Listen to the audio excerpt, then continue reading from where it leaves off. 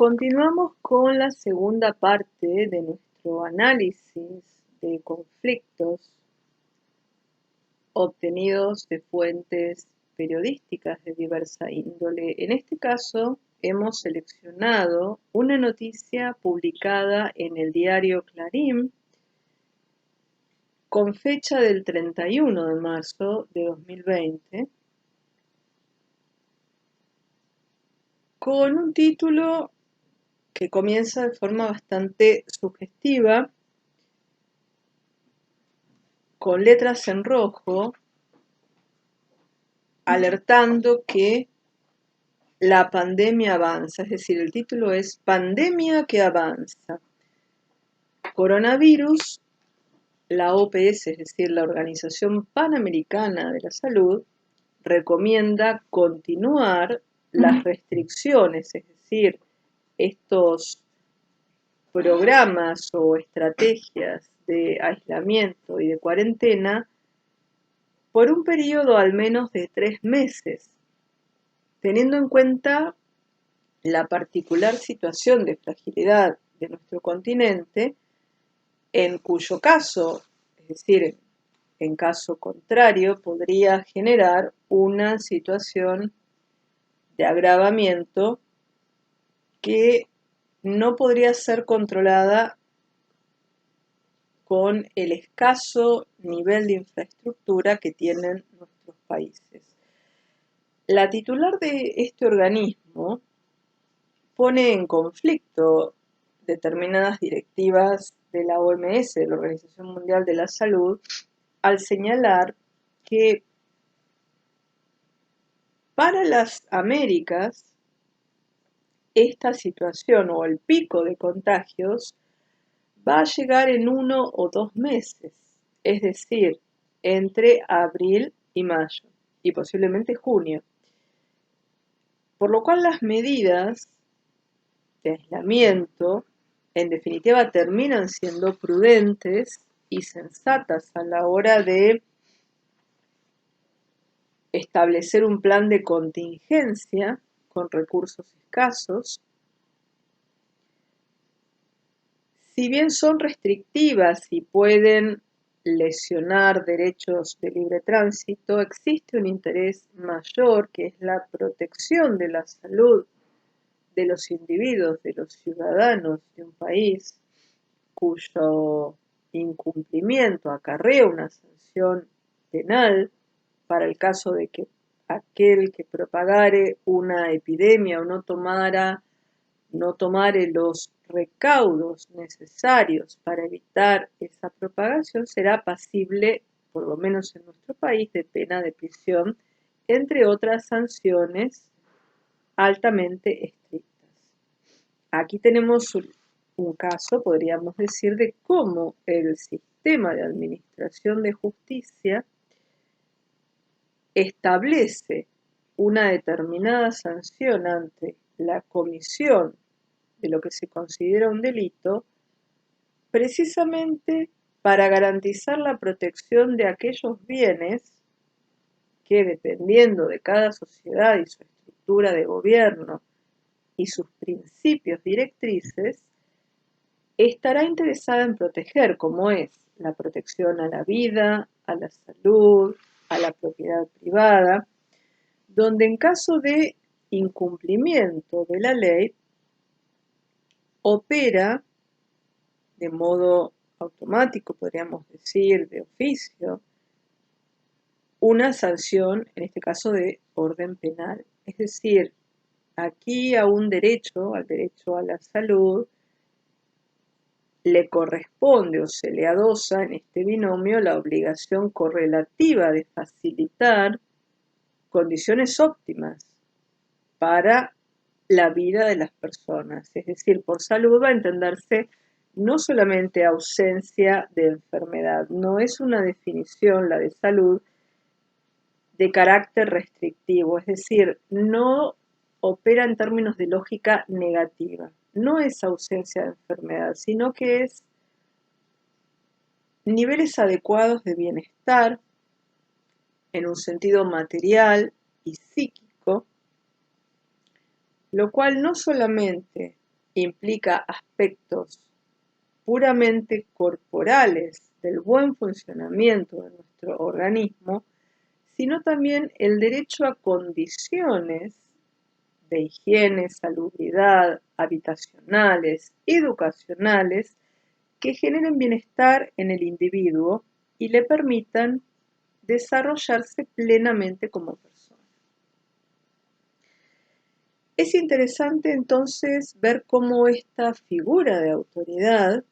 de algún modo produce una suerte de contrapunto con quienes son proclives a finalizar el periodo de cuarentena para no frenar la economía, al mismo tiempo miembros de la propia academia, expertos en materia de salud, sostienen que puede levantarse la pandemia, o mejor dicho, puede controlarse la pandemia independientemente de que se suspenda la cuarentena si se toman las medidas preventivas pertinentes. Pero sin embargo aquí estas posturas entran en conflicto con la opinión de otra experta, de la Organización Panamericana de la Salud en este caso, que nos señala que la situación va a escalar, es decir, se va a producir una escalada y una escalada conflictiva. Va a escalar y va a empeorar seguramente, muy posiblemente, hasta llegar a un pico de contagios en aproximadamente un lapso de 1 a 2 meses. ¿Qué es lo que podemos inferir aquí? Podemos inferir que la propagación de esta enfermedad va a ser fuente también de conflictos, debido al hacinamiento, debido a la necesidad de traslado, debido a la necesidad para muchos sectores de la población de retomar sus actividades económicas, al no contar con recursos para poder resistir un periodo de cuarentena indefinido, lo cual lleva a dilemas éticos sumamente complejos. Si bien tenemos en cuenta datos provistos por informes provenientes de organismos como la Organización Panamericana de la Salud, como el Banco Mundial, como diferentes programas de Naciones Unidas que emiten informes permanentemente, la experiencia que han tenido los demás países en contextos de epidemias, alargando el periodo de cuarentena, es decir, prolongando el tiempo de aislamiento,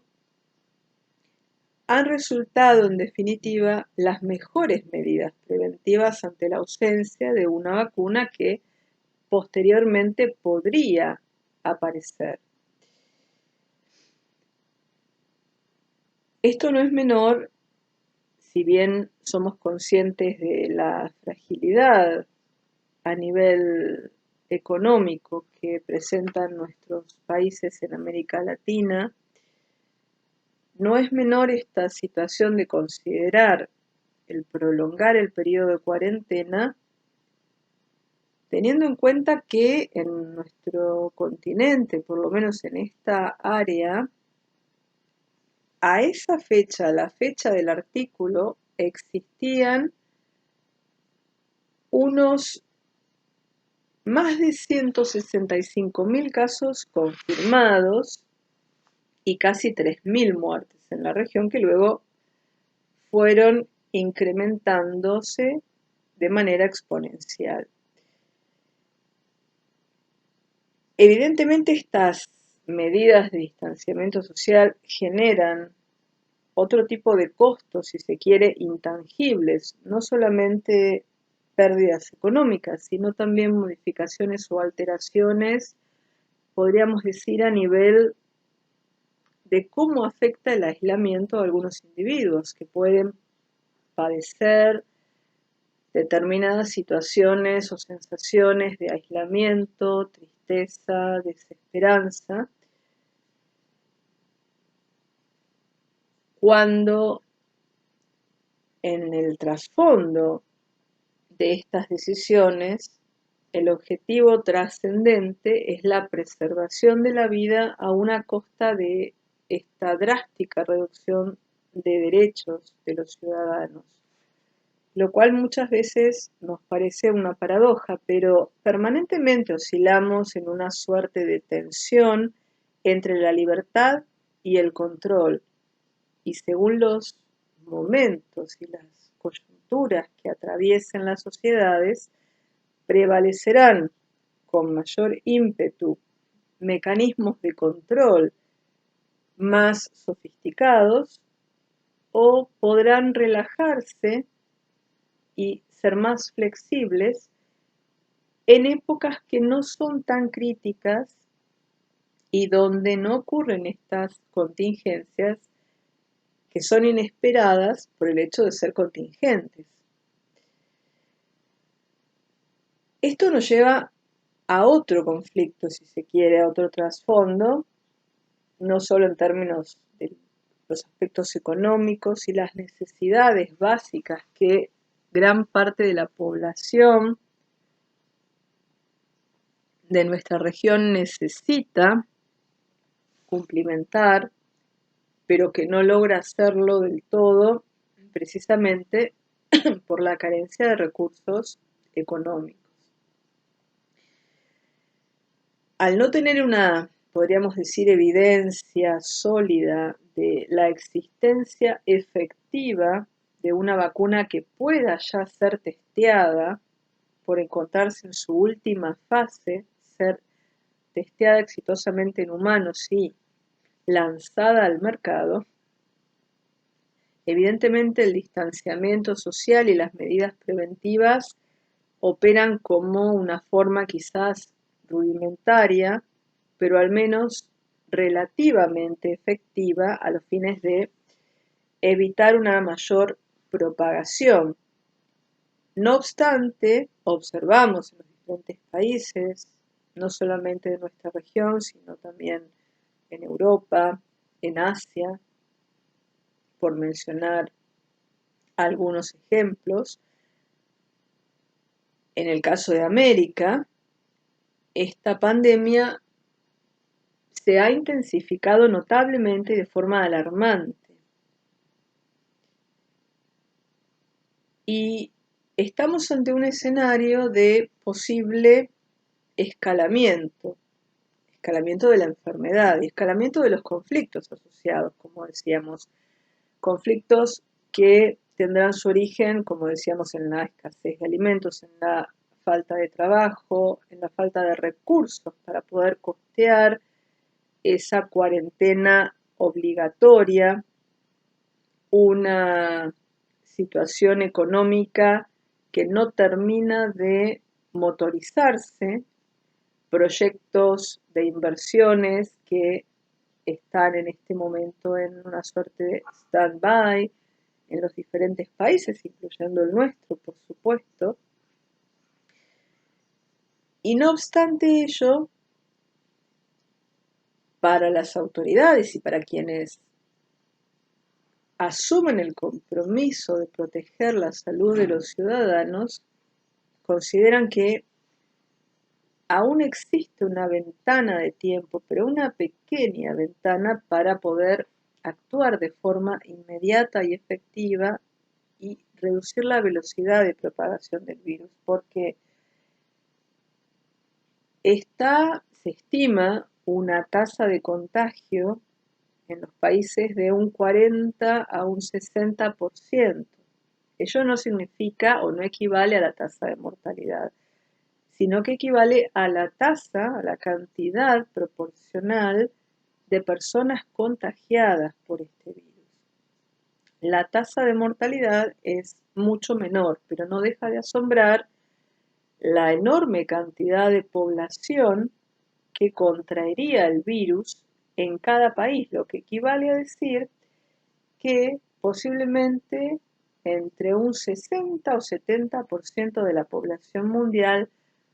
podría contagiarse si no se intensifican estas medidas de control. Ahora bien, aquí entran en conflicto,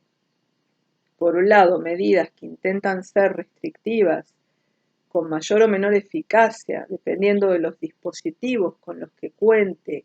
cada uno de los países, y la resistencia de muchos individuos a acatar las normativas,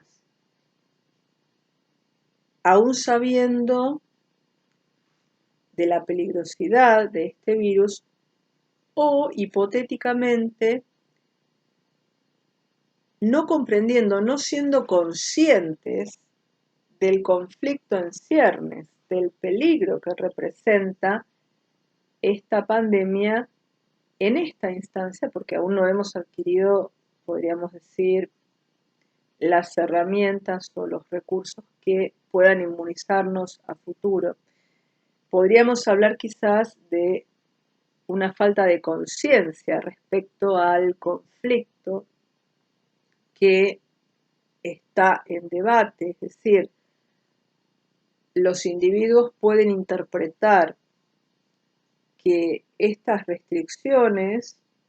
no tienen relevancia, no son efectivas, violan sus derechos, no tienen importancia o no deben ser respetadas en el caso de una sociedad totalmente anómica, razón por la cual continúan con el desarrollo normal de sus vidas sin poder percatarse o sin poder interpretar las diferentes situaciones que tienen lugar en diferentes ciudades y en especial en aquellas que han sido origen de focos con altos niveles de exposición y gran cantidad de decesos, donde esas situaciones, esas percepciones, son interpretadas como consecuencias ajenas, es decir, consecuencias que están asociadas quizás a un grupo etario de una determinada edad, los adultos mayores, y que no ataca a los jóvenes, creencia que es en definitiva errónea porque, por ejemplo, en nuestro país el 80% de los casos de contagio proviene de una franja de edad de 20 a 59 años. Se ha producido una serie de contagios en diferentes países en bebés, estando en el vientre materno, en bebés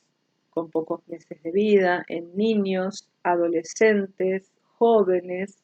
personas de edad madura. Con lo cual aquí hay una falta de conciencia también y de identificación con esa problemática. Es decir, es como si determinadas personas no se sintieran obligadas al cumplimiento de esta ley, de esta cuarentena o de las medidas que se implementen en cada país por el simple hecho de no pertenecer a determinada categoría de individuos. Es decir, que en este caso están, si se quiere, reemplazando esas normativas por otros usos y costumbres, costumbres contraleguen, podríamos decir, contrarias a la ley, a la normativa, que están generando una mayor propagación, es decir, esa falta de conciencia retroalimenta el nivel y la velocidad de propagación del virus y, por otro lado, la carga viral que pueden tener las personas que uno puede cruzar en la calle accidentalmente al haber estado expuestas ante individuos asintomáticos o que padecen coronavirus y que en consecuencia van a generar que aquella persona de algún modo absorba, por así decirlo, una carga viral mucho más fuerte y contagiosa que aquella persona que acató las órdenes y directivas del aislamiento. Es comprensible, por supuesto, todos los conflictos en derredor de esta situación, que en sí misma, como surgimiento, es decir, el surgimiento de esta pandemia, es indicador de un conflicto respecto a los modelos de desarrollo que son muchas veces insostenibles y generan este tipo de consecuencias, como decíamos las zoonosis emergentes, y aquellos modelos que intentan ser más, podríamos decir, amigablemente sostenibles. Esto se vincula también con otro artículo, en este caso hace referencia a un informe de la CEPAL. Es un artículo del sitio Vatican News, donde el informe, es decir, se analiza el informe de la CEPAL, es decir, de la Comisión Económica para América Latina y el Caribe, es decir, la CEPAL, donde se concluye en base al análisis de datos estadísticos, información proveniente de censos, que indican la calidad de vida de los individuos, cómo están distribuidas las franjas de población en las diferentes áreas, tanto urbanas como rurales, entre otros factores que nos informan respecto de qué escenarios podemos esperar, qué escenarios de conflicto podríamos esperar en el contexto de esta pandemia. Y en este informe se señala que la pandemia va a aumentar posiblemente la pobreza en América Latina por diferentes factores. Mientras a nivel global hay esfuerzos o se llevan a cabo esfuerzos conjuntos para detener el avance del coronavirus, en América Latina los organismos internacionales y los expertos en diferentes áreas del conocimiento ponen el énfasis en su preocupación por la dimensión social, es decir, el costo social de esta pandemia en nuestro continente, donde podríamos decir o pensar que esta es una de las crisis más graves que ha vivido y que está viviendo nuestra región latinoamericana.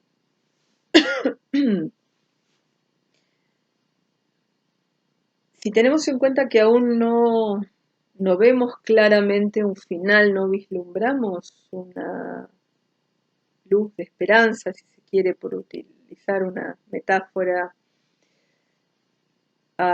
luminosa, evidentemente es razonable pensar en la fuente de conflictos que originará esta pandemia por el hecho de impactar, de su nivel de impacto en una economía mundial que se encuentra debilitada actualmente, un contexto de recesión internacional, donde se va a ver afectada la oferta y la demanda, en especial la demanda de productos que suelen exportar nuestros países, es decir, productos primarios sin añadido de innovación tecnológica, es decir, la tradicional exportación de commodities. Esto como causa de la interrupción de las cadenas de producción, donde se cortan diferentes eslabones o fases producto de estos contagios masivos, el aumento del desempleo, debido a que las empresas no pueden producir y optan muchas veces por despedir a aquellos trabajadores, en especial a quienes se encuentran en situaciones precarias, y por supuesto la dificultad, las grandes dificultades que enfrentan los países de Latinoamérica al momento del pago de las deudas que contraen con diferentes organismos multilaterales de crédito. Fíjense entonces cómo podemos observar a través de la situación de una pandemia diferentes problemáticas. La pandemia en sí como el emergente o el indicador de un conflicto entre los modelos de desarrollo posibles. los conflictos entre conocimiento científico y creencias y prejuicios o costumbres culturales de algunas comunidades. El objetivo de preservar la salud frente a el objetivo concreto de garantizar la subsistencia, en especial en regiones donde el trabajo tiene altos niveles de precarización, como en esta región latinoamericana. Se estima aproximadamente una retracción de casi un 2% del Producto Bruto Interno a nivel regional, lo cual va a impactar, podríamos decir, de forma exponencial, como una suerte de arrastre en la región, posiblemente haciendo o produciendo un aumento en la cantidad de personas en situación de pobreza, donde actualmente tenemos una cantidad aproximada de unos 190 millones de personas en condiciones de pobreza, que podría ascender a más de 220, 250 millones, y aquellos que viven en condiciones de pobreza extrema, es decir, condiciones de pobreza estructural o necesidades básicas satisfechas de modo deficiente, a lo que se suma la pobreza extrema, que también de unos casi 70 millones aumentaría a 90 millones. Observen ustedes entonces la serie de disyuntivas que se plantean al momento de tomar decisiones en política, al momento de tomar decisiones individuales, al momento de tomar decisiones en representación de grupos, en representación, por ejemplo, de comunidades vulnerables, de comunidades indígenas que se ven privadas de la gestión de recursos en el hábitat o en el espacio que solían habitar, conflictos derivados de la incertidumbre hacia el futuro, en un mundo donde podemos hablar de riesgos globales, es decir, riesgos que pueden tener epicentro u origen en un punto del globo, pero irradiar su efecto a todo el planeta. Con lo cual, en esta aldea global, la mayoría de las situaciones, acciones o eventos que tengan lugar en un país pueden repercutir, y seguramente lo harán, en el resto de los países, no solo en términos del sistema económico o el sistema financiero internacional, sino en términos de conflictos raciales, culturales,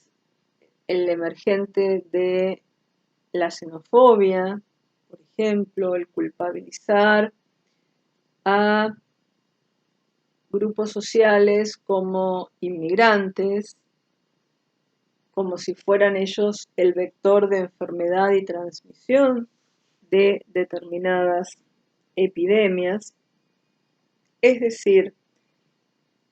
este cuadro de situación en realidad nos abre la mirada a problemáticas que evidentemente son subyacentes, estructurales y previas, pero debido al nivel de vulnerabilidad en donde los hechos ocurren, van a tener una incidencia mayor o menor en la calidad de vida de la población. Si tenemos en cuenta también, por ejemplo, que va a ser necesario un mayor nivel de cooperación global en un contexto donde las fronteras de los países se están cerrando por temor al ingreso de personas de otras nacionalidades portadoras de coronavirus, estamos ante un conflicto de principios y en términos de relaciones internacionales entre Estados, porque al cerramiento de fronteras se le opone la cooperación global internacional que es necesaria para combatir esta pandemia. Las medidas que están tomando los gobiernos de nuestra región para contrarrestar estos efectos que podrían ser devastadores o que podrían mitigarse en sus impactos, desde las acciones sanitarias que previenen los contagios, medidas de contención social para los sectores más vulnerables para de ese modo evitar estallidos sociales, nos hacen ver que en realidad ningún país puede combatir o eliminar la pandemia de modo aislado, es decir, sin esa cooperación global y sin esa cooperación regional. Piensen entonces la permanente tensión dentro de cada uno de los países donde los ciudadanos o la clase política exige el cierre de las fronteras frente a la necesidad de un trabajo conjunto y coordinado en términos de cooperación para poder combatir efectivamente y completamente la propagación de esta pandemia. Esto nos lleva a pensar entonces qué escenario vamos a encontrarnos a futuro, si un escenario de, podríamos decir, multilateralismo o la conformación de determinados bloques de poder, teniendo en cuenta que este escenario que nos presenta el coronavirus, es decir, esta situación a la que nos enfrenta esta nueva enfermedad, podríamos decir, es el desafío de garantizar niveles de integración cada vez mayores. Pero paradójicamente se está produciendo lo contrario, una suerte de cerramiento de fronteras, una suerte de sentimiento de otredad, es decir, de ver al otro como quizás un sujeto extraño a mí por no pertenecer a la misma comunidad y potencialmente peligroso, una potencial fuente de contagio. Estas situaciones que describo también podemos verlas en nuestra propia comunidad respecto a cómo puede llegar a estigmatizarse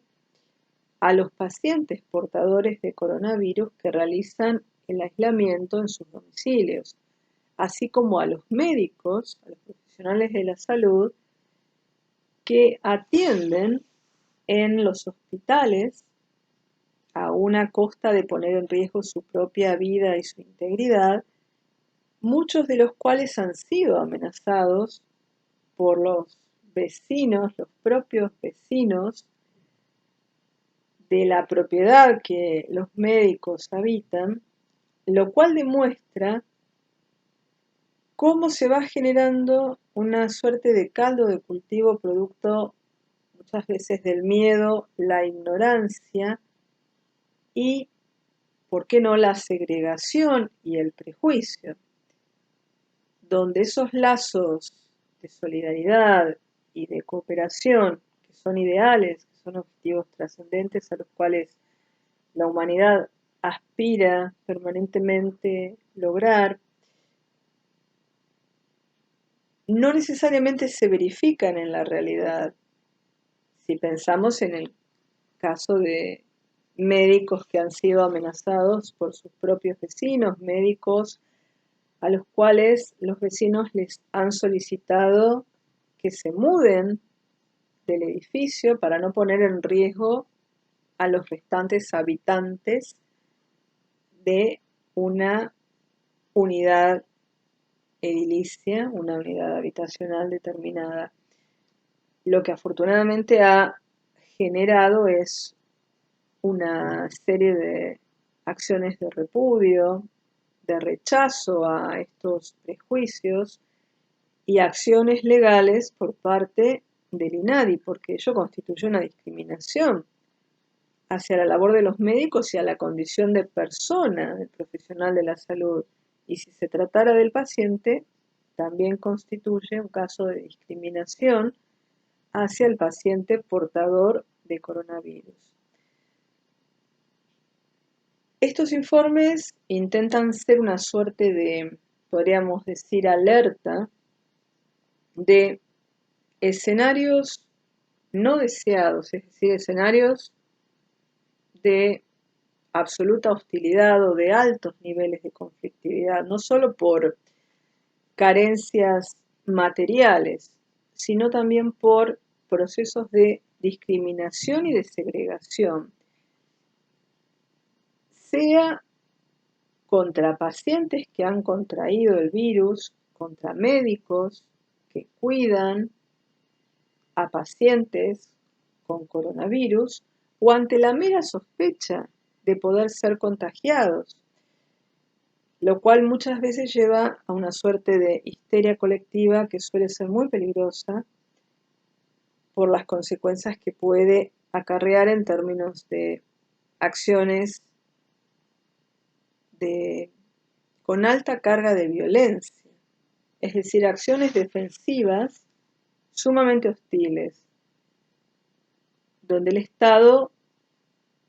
necesita y debe estar presente para poder garantizar niveles mínimos de paz social y de convivencia antes de que sea demasiado tarde. Esto no solo se aplica a nuestro país, sino que podemos extrapolarlo a diferentes situaciones, a diferentes casos, a los ejemplos en Italia, donde se aplica la medicina de triaje, es decir, es una suerte de práctica de medicina de guerra, en el sentido de tener que decidir a quién se van a dispensar los escasos recursos disponibles, en este caso sean respiradores, medicamentos, barbijos, camas, dependiendo de las posibilidades de sobrevida que pueda tener el paciente. Y uno de los criterios que se está aplicando y que puede ser muy peligroso es pensar que las personas de avanzada edad son las que no tienen chances de vivir y por ese motivo es conveniente dejarlas morir para poder salvar a otras personas. Aquí se nos plantea una situación muy peligrosa en términos de lo que podríamos asociar a las prácticas eutanásicas, es decir, la potestad de decidir quién tiene derecho a vivir y quién no, cuando en definitiva pensar que el rasgo diferenciador y excluyente de un grupo de pacientes se relaciona con la edad es un acto discriminatorio porque existen otras variables que pueden informarnos sobre las posibilidades de sobrevida de un paciente, independientemente de que el paciente sea una persona joven o una persona de edad avanzada. Es decir, esta pandemia de algún modo está develando los aspectos más generosos de la condición humana, así como los más aberrantes en cierto sentido. El desproteger a aquellas personas mayores que forjaron la historia europea, los niños descendientes, herederos del contexto de posguerra, no merecen tener un final trágico como el que se les pretende dar, es decir, muriendo en soledad, sin poder ser visitados por sus familiares, porque una vez que se ingresa a un hospital en el contexto del posible contagio de coronavirus, no se permite la visita de familiares, el paciente permanece en absoluta soledad, solamente es visitado por personal médico. En caso de recuperarse al final del tratamiento, se le permite regresar con su familia y en caso contrario, suele no realizarse un funeral y su cuerpo es quemado sin que los familiares puedan darle el último adiós. Si tomamos en cuenta la dimensión valorativa, nosotros hablamos de la dimensión axiológica, aspectos axiológicos de la teoría del conflicto, estamos hablando de cuestiones éticas que la teoría del conflicto analiza. Si bien no adopta una posición valorativa o una posición ideológica de militancia o de movilización política, sí se adentra en aspectos éticos y en cómo algunas visiones colisionan al momento de la toma de decisiones en situaciones críticas. Comparando, por ejemplo, las prácticas culturales de origen mediterráneo en países como Italia o España, donde los lazos familiares son sumamente fuertes, los lazos de sangre parecieran no tener límite, no tener fin, tenemos casos de países como Holanda, donde culturalmente existen otros fundamentos valorativos, es decir, otros aspectos éticos a considerar sin juzgarlos como valiosos o disvaliosos que señalan quizás que no sería productivo decidir que continúe la vida de una persona mayor en comparación al nivel de productividad que podría tener una persona joven, es decir, posiblemente el foco está puesto en otro tipo de lógica, en una lógica más pragmática, en un objetivo, si se quiere, más concreto, pero que en definitiva para ciertas culturas, en especial en lo referente a las familias de origen mediterráneo, suelen ser absolutamente opuestas esas visiones de lo que representa la familia y el núcleo familiar y lo que representan esos lazos de sangre, donde resulta no negociable el hecho de tener que decidir privar de la vida a una persona solamente por el hecho de que sea viable o tenga mayor derecho a vivir una persona más joven. Sin embargo, el colapso del sistema de salud en Italia y en España está llevando a esa toma de decisiones, es decir, está en manos de los médicos la traumática decisión. Esto constituye una tragedia humana, una verdadera tragedia humana, ya que en manos de los médicos está la decisión de elegir en definitiva quién habrá de vivir y quién no. Y a quienes no se les brinde la asistencia, existiendo un margen, aunque fuese mínimo, de posibilidad de mejora, sobrevendrá, por supuesto, en esos casos, una muerte por asfixia, la cual se trata de mitigar, es decir, a los enfermos, en definitiva, se los habrá de sedar para que puedan abandonar este mundo de una forma menos dolorosa, sin la desesperación de morir asfixiados, pero eso no excluye los diferentes conflictos en torno a el derecho de los familiares a acompañar a los enfermos hasta el último momento, el derecho de los familiares de exigir las prestaciones correspondientes para los adultos mayores y para cualquier persona que requiera atención médica, independientemente de que tenga o no seguro médico, cuando en definitiva se trata de defender la vida de todo ser humano y a su vez de cooperar conjuntamente entre todos para poder reducir los impactos de esta pandemia. Ustedes podrán observar entonces la infinidad de temáticas asociadas, de debates de origen filosófico, de explicaciones desde las ciencias sociales, desde la ciencia política,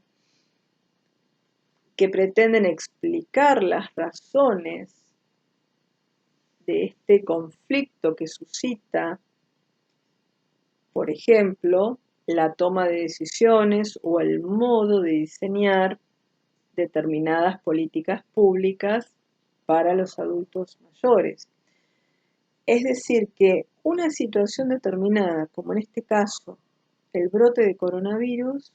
se enmarca, como decíamos, en un espectro de análisis sumamente amplio que me llevará como investigador a establecer una selección, es decir, a encuadrarlo bajo determinada perspectiva de análisis, de modo tal que sea aprehensible, medible y verificable. Caso contrario, podríamos caer en un nivel de dispersión que nos impediría poder observar en detalle cómo operan los diferentes elementos del conflicto, quiénes son sus actores, cómo se desenvuelve esta trama conflictiva, cuál es su modo de resolución. Y por eso es deseable, si bien pensar en red en cuanto a cómo influyen determinados factores, poder hacer hincapié en aquella causa, utilizando este razonamiento lógico, si se quiere lógico deductivo, o por qué no de causa y efecto, para poder reducir variables y poder ajustar este modelo analítico. En este caso, hemos elegido artículos de muy diversa índole y con, podríamos decir, profundas diferencias en cuanto al nivel de análisis. Algunos artículos que podían remitir a conflictos, si se quiere, casi domésticos, entre vecinos, entre quienes balconeaban para cantar y entre quienes golpeaban sus cacerolas como modo de protesta. Podemos llevarlo a un nivel mucho mayor que nos hace pensar que esta pandemia es un indicador de una problemática global vinculada, como decíamos, a los modelos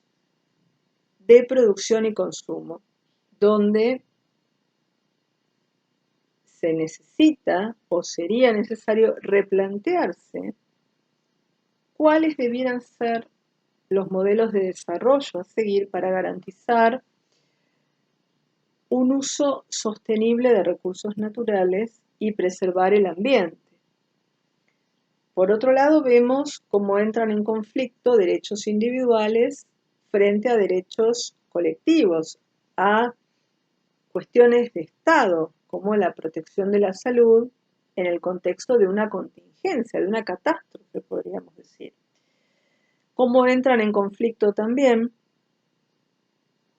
las comprobaciones provenientes de fuentes fidedignas del campo del saber de diferentes áreas de conocimiento frente a las creencias, prejuicios y costumbres de miembros de determinadas comunidades que algunas veces son reacios a incorporar esa información que se origina externamente, que parece externa a esa comunidad, pero que no obstante corrobora determinadas hipótesis que debieran hacer replantear a los miembros de la comunidad de la que se tratare,